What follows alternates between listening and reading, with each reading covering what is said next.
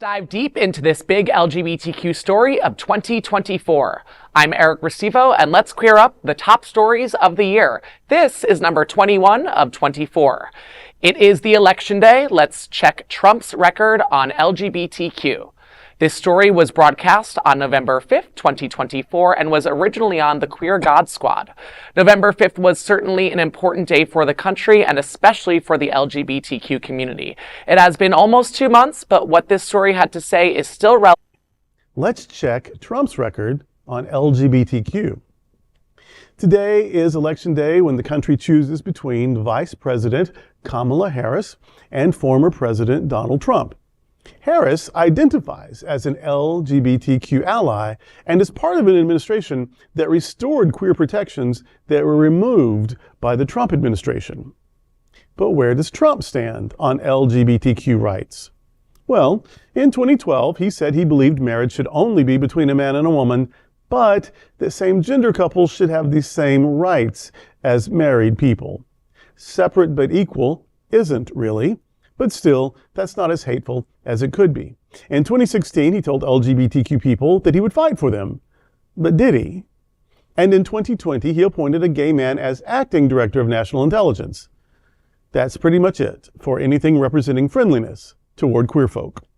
By contrast, in 2013, Donald Trump said again that he believed in traditional marriage between a man and a woman, or in his case, between a man and a woman, and then another woman, and then another woman. In 2016, he said he would appoint Supreme Court justices who would be willing to overturn marriage equality.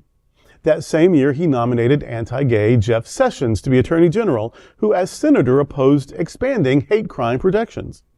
Also in 2016, he appointed Betsy DeVos to be Secretary of Education.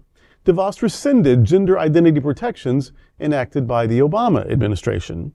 In 2017, Trump appointed Roger Severino to lead the Civil Rights Office, where he rolled back LGBTQ protections. And still, in 2017, Trump tweeted that he would ban transgender people from the military. In 2018, he rolled back protections for transgender prisoners.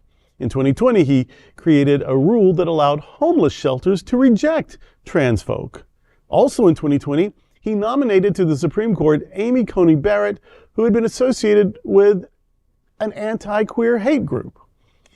And in 2020, 140 Trump staffers put together Project 2025, which equates transgenderism with porn and proposes to ban porn.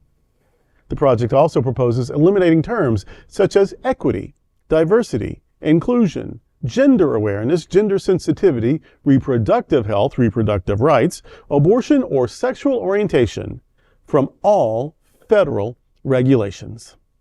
In 2022, Trump praised Project 2025, and in 2024, he denied knowing anything about it.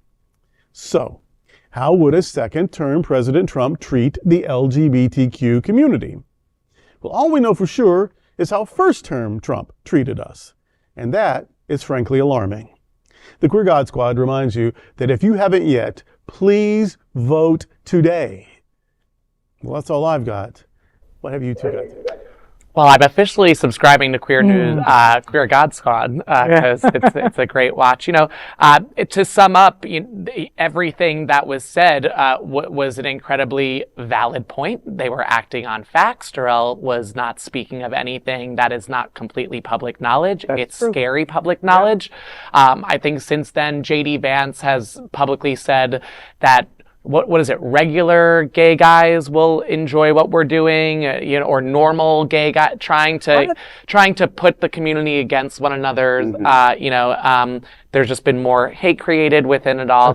According to J.D. Vance, the normal gay guy, he means Peter Thiel. Yeah, and Maya Angelou said, "People will show you who they are. Believe them. Believe them the first time," and there is nothing to indicate that the second term will be any different than the first term. And we as a community need to be prepared for it.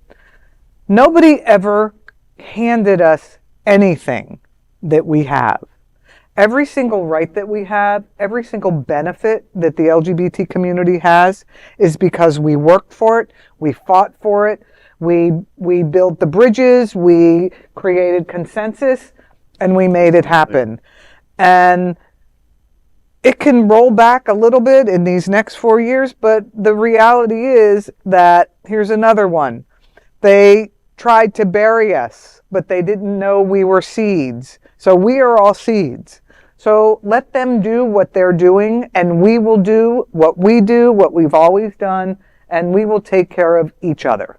No, I think that's important to especially mention that, like, we've never been handed anything. 'Cause, Never. like, you know, I look at the last administration and this administration and the incoming, you know, the last administration, they had at least one prominent gay leader was given a more minor cabinet role, while Right. Trump has actually nominated a gay man for one of the highest cabinet positions. And so it makes me wonder how much he's trying to divide us, but also who he's going to target and how, but also to remind the Democrats, like, you know, the Republicans were more willing to give us the treasury than the Democratic Party. Like, what are you going to do for us next time? You know, that's how you get people's vote.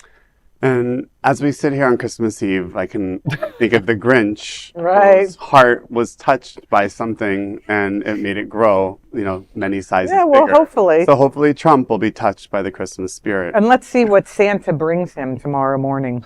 We are bringing you a special presentation of the 24 biggest stories of the year we call the Top 24 of 24.